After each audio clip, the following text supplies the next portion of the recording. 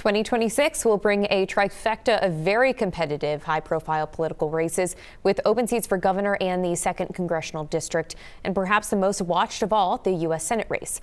Two Democrats are vying for the opportunity to challenge incumbent Republican Susan Collins in November, and those challengers are now taking their first formal steps to get on the ballot. Political Brew host Phil Hirschkorn is live in Biddeford with one of those campaigns. Hey, Phil.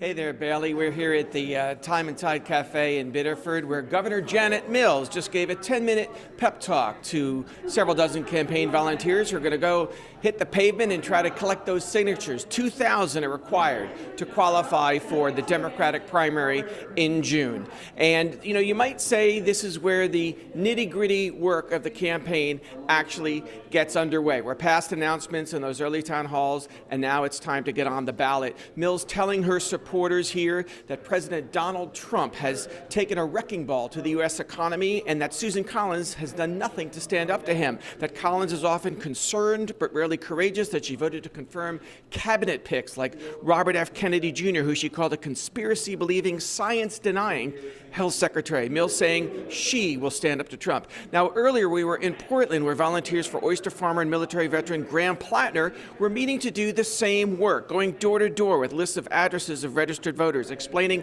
you can sign more than one petition, confirming that the signer is a Democrat or it won't count for this primary. The minimum number of signatures required, again, is 2,000 names. The maximum you can submit is 2,500. The petitions aren't due till March 16th, but the Plattner campaign tells me it got half, 1,200 signatures yesterday, and expects to be done by Sunday. Because we want to show the strength of a people-powered campaign, to show what 20,000 statewide volunteers can do. We want to do something pretty unprecedented, something that hasn't been done in the state before, and have a candidate qualify for the ballot in record time. So if that happens, the Plattner campaign will likely turn its petition next week. Mills shouldn't be far behind. She's, of course, won 2 statewide races and other elections in her career. She actually reiterated just a few moments ago that she would serve only 1 term. And this is how she put it: I don't want to be running for re-election when I'm Bernie Sanders' age. Sanders is 84. Mills would be 85 after serving 6 years in the Senate. By the way, the candidates for Congress and for governor, you know, there's many hopefuls running for governor in both parties, Democratic and Republican.